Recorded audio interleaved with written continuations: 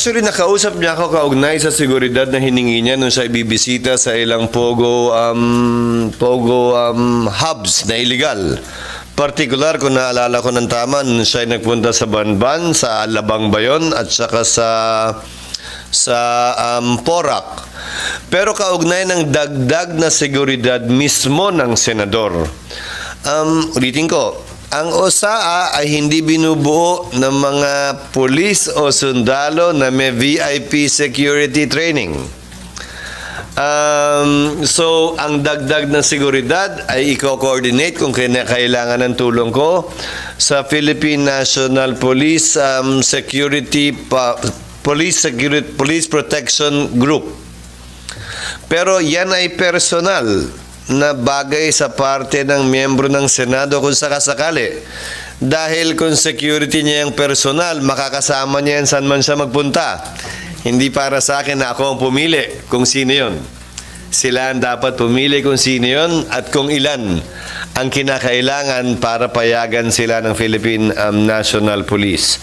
The most that I can do as Senate President is to simply facilitate and endorse the same to the Philippine National Police. Members of the Senate, as well as members of any agency of government that has threats, can request security and or additional security from the Philippine National Police.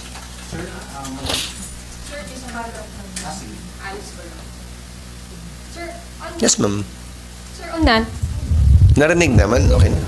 Sir, on Nancy Gamo, sabi ko kahapon ni Senator Win, hindi siya keen on letting her go kasi baka hindi umaten sa next hearing. Ano pong tingin niyo? I leave the matter to Senator Risa and to Senator Win. That's why I referred her letter to them. They were the ones that recommended the issuance of a warrant and detention. I signed the warrant, and any change in that disposition would have to be recommended by them again. That is my position. And I do not want and I will not exercise my discretion without the input or recommendation from the members of the Senate and chairman who is handling the committee that so recommended the issuance of a warrant. Sir, you said the other day, sir, tingin niyo pwede naman siyang pauwiin? Hindi tingin ko. Sabi ko, desisyon ng chairman, desisyon ng committee yan kung sakasakali. Hindi para sa akin na pagpasahan yun. I will always defer to the recommendation of the member of the Senate in charge of the particular investigation. Mas nasa tamang lugar at posisyon siya para alamin at malaman kung anong dapat gawin. Hindi ako.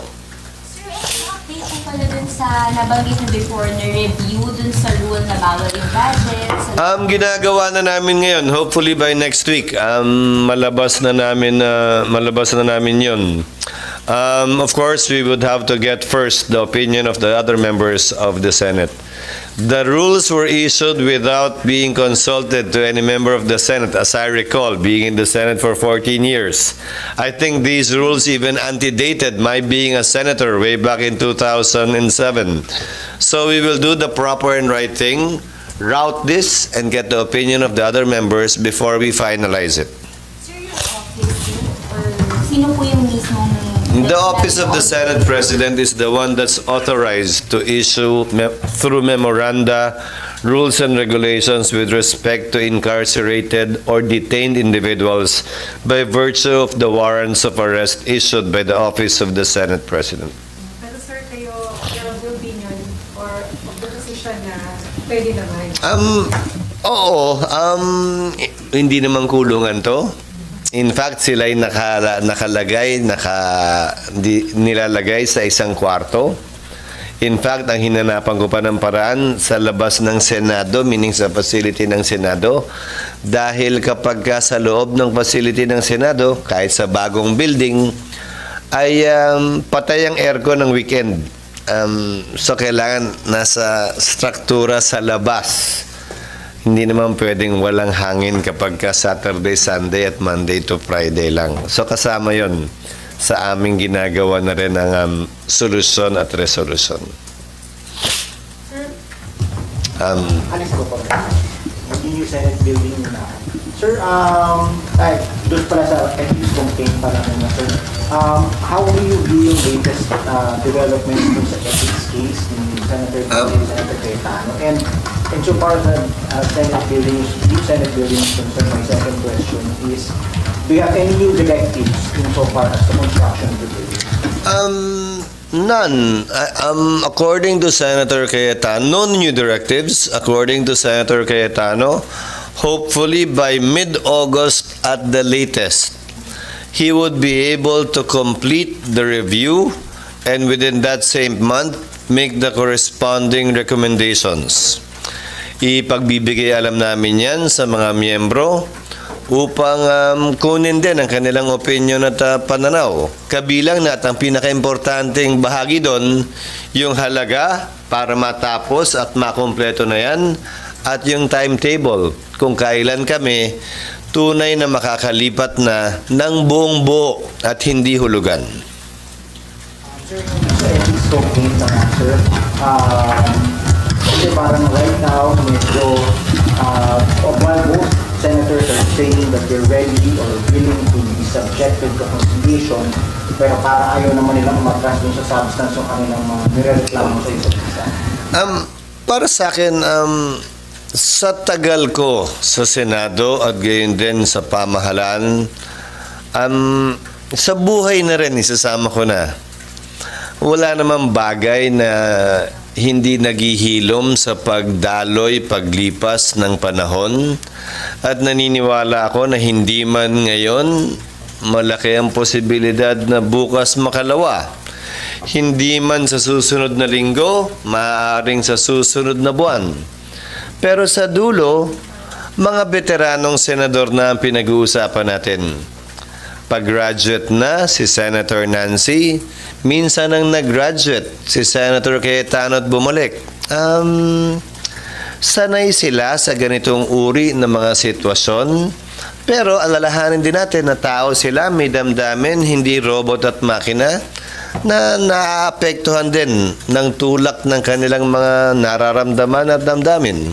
Importante at mahalaga, hindi lamang para sa akin bilang tagapangulo ng Senado, pero sa parte din ng ating mga kababayan na unawain at tanggapin yan. Ganda ng mga picture niya. Thanks.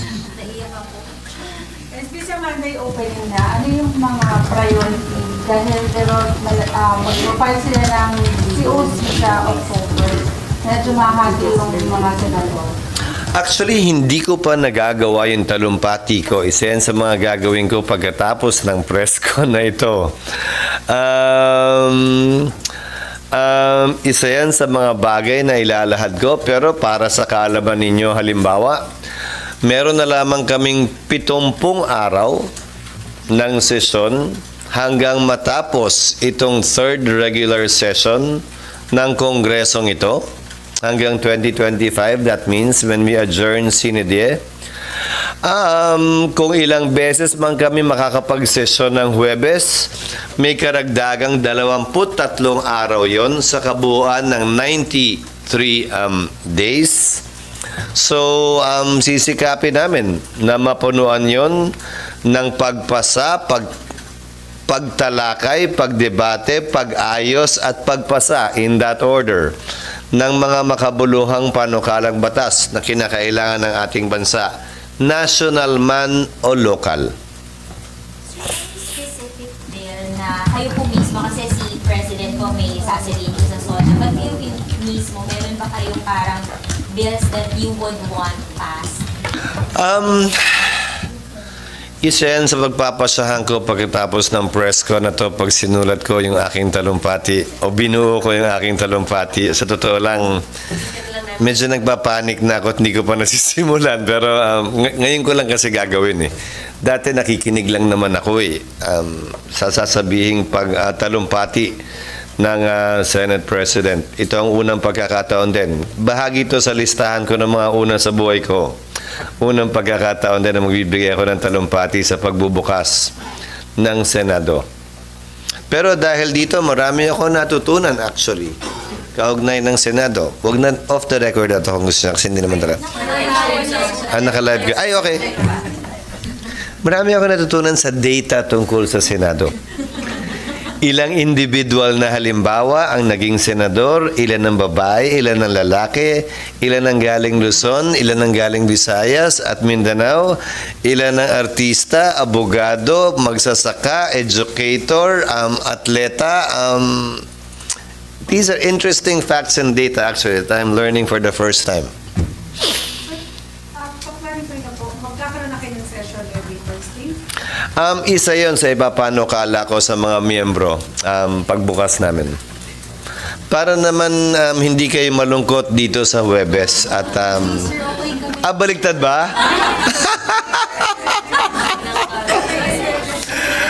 Ganon, anong gagawin natin? Kailangan namin magtrabaho. Kesa naman malungkot kayo ng Huwebes at nagpupunta kayo kung saan-saan para maghanap ng kwento. Ha? Kamukha ngayon, Biyernes, pinilit niyo ako magpunta dito. Friday naman po yun. Sabi kaya namin Zoom, sabi mo pupunta ka. Hindi, pupunta naman talaga ako kasi titingnan ko yung pagkabit ng mga painting nyo dyan sa labas. Pero dati naman talaga sir, may session ng Thursday na for local. At nung ako'y nasa Kamara din, may session kami tuwing Webes. Pero para sa local bills at para dun sa mga kahit national bill na pag-aagrihan ng lahat na hindi naman kontrobersyal at hindi naman kailangan pang pagtalunan at pag-awayan para lamang umusa dito at hindi makain yung oras sa regular na sesyon namin ng Lunes hanggang Miyerkules. Umaasa ako at hihilingin ko sa aking mga kasamahan na ito'y magawa namin para nga mula 70 maging 73 araw yung aming sesyon sa pagtatrabaho. Sorry, so yung Thursday session ay political bills para di siya papasok sa Balido. Local bills and national bills na hindi naman gaanong kontrobersyal. Ito yung priority, ano yan, depende pa sa lalamanin ng speech ng Well, ayokong pangunahan pa rin pero nauna na yung LEDAC bago ang SONA ng Pangulo. So siguro madali nyo nang hulaan kung anong ilalaman ng talumpati ng Pangulo kaugnay ng mga panukalang batas na gusto niyang mapasa at matalakay nitong darating na third Congress. May dagdag man yun, konti na lang siguro. Dahil inanunsyo naman na sa LEDAC yung kanyang first-tier priority bills at yung kanyang second-tier priority bills na nanggaling pa sa mga naunang LEDAC. Sir, marami po dun sa mga bills passed na sa House pero pending pa sa Senate. Are you confident, sir, na within, sabi nyo nga po, 70 days, maihahabol pa yung other bills? Considering also, sir, na yung elections, then mga re-electionists baka maging busy na sa campaign. Well, nagbabago din kasi. May ilang mga panukalang batas na priority at in-identify na priority noon. Subalit dun sa pinakahuling LEDAC ay tila hindi na o hindi na muna. Kabilang na yung, if I'm not mistaken, don't hold me on this, yung PIFITA, identified siya as a priority measure. It's a tax measure, but which Secretary Recto identified as perhaps more tax eroding than enhancing. So, ang napag-usapan nung LEDAC ay medyo i-back burner siya. Yung ROTC, bahagya ding napag-usapan. At nais dun sa LEDAC na ito'y tingnan muli dahil kulang pa yung impormasyon kaugnay niyan. Matagal nang pinag-uusapan, halimbawa yung amendments kaugnay sa IPIRA. Pero wala pa namang tunay na laman kaugnay ng partikular na mga probisyong aamyendahan sa IPIRA. Ganon din yung Mining Act, may inaprubahang version ng Kamara, pero ito'y nanggaling at nagmula sa isang mambabatas. Hindi naman talaga galing sa palasyo, sa departamento o sa Malacanang yung nilalaman nun. So may mga panukalang batas din naman na hinihintay pa natin yung laman. Kung kaya't hindi lamang yung simpleng pagpasa ng Kamara ang dapat na maging batayan o hindi pagpasa ng Senado. Kung mapapansin ninyo, meron ngang mga bill pa na nabibito. Ibig sabihin, pinasa na nga sa Kamara, pinasa na nga sa Senado, pero hindi sang-ayon ng Pangulo. Sa parte ko, mas nanaisin ko na liwanagin at klaruhin ang mga bagay-bagay na ito kaugnay sa kagustuhan ba talaga o di kagustuhan ng palasyo upang sa gayon ay hindi masayang ang aming oras sa pagpasa ng mga panukalang batas na ibivito din lang naman pala. Hindi ito ang unang pagkakataon. Yung latest lamang ay yung sa PNP Reform Bill. Sir, sorry. Isang tanong lang. Apo. Attend po kayo sa GMA Galat Moros. Sorry. Hanip naman sa... Parang off naman yun. Sir, patanong lang. Ayaw mo nga pagkatapos na natin dito yan. Go. Of course, please. Of course, please. You're attending. May choice ba ako? Baka iba pa isama ng asawa ko doon. Mas maganda na ako, hindi ba? At huwag mo akong tatanungin kung sinong susuot ko dahil sa totoo lang, hindi ko alam at wala akong pakialam. Bahala na po yung Ang lalaki naman kasi Amerikana lang naman. Di ba? Hindi naman komplikado yun. Sa SONA, ang lalaki barong lang din naman. Hindi rin komplikado yun. Mas komplikado at maraming kailangan pagdesisyonan ang babae. Di ba? Anong kulay, gaano kahaba, gaano kasikip, gaano ka kita ang braso at iba pa at leeg at iba pang mga bagay. Sorry, itong mga bagay na to, unti-unti ko lang natututunan itong mga nagdaang taon. Okay, sir. Sir, salamat. Gawin niyo po. Yes, ma'am. It's okay. Ibang topic po siya, Alice go po ulit. Yes, ma'am. But could you tell us your reaction na po to who was saying she's ready to face them, being Senators Gatchalian and Ontiveros, in a fair trial and at a proper forum? Pero wala nga po siya sa hearing. So what's your reaction to this? Karapatan niyang sabihin yan, pero unawain at intindihin niya na wala siya sa lugar na mamili kung anong pupuntahan at hindi pupuntahan base sa kanyang personal na ideya. Kung nag-issue ng warrant ang Senado, dumaan yan sa proseso. May pinagdaan ng mga rason din yan bago naman na-issue yung warrant. At saka bakit nga ba? Tuwing may mga ganitong usapin sa Senado, ang sinasabi palagi, parang di naman na bago yan, ay sa proper forum kitang haharapin. Narinig na natin yan, di ba? Tapos nung nag-issue ng warrant ang korte, hindi rin naman nagpakita ron. So, wag na tayo magulat kung sakasakali sa mga ganyang uri ng hirit at salita kaugnay ng hindi pagdalo sa Senado o sa pagdinigma ng korte kapag may naisampa ng kaso. Yes, ma'am. Yung ganong statement ni Mayor Rose, ano talaga, open defiant? So, describe them sa yung statement niya nagpapapuro, tapos sabi niya bakit ma-fixated sa kanya yung mga senators parang siya ba ang problema, sila ang naging problema ng bansa. Hindi ko gagamitin yung salitang open defiance. Hindi ko kinokonsiderang kayabangan yon o kahibangan. Tinuturing ko lamang yon na isang tao na marahil ay nasusukob na, ika nga napapaligiran na ng mga kaso at problema, at ang tanging sinisikap ay pagdepensahan yung sarili niya sa pamamagitan man ng pananalita o pagtatago. Pero hindi may kakila na kung siya, tingin niya may obligasyon siya na pangalagaan at protektahan yung sarili niya, kami rin.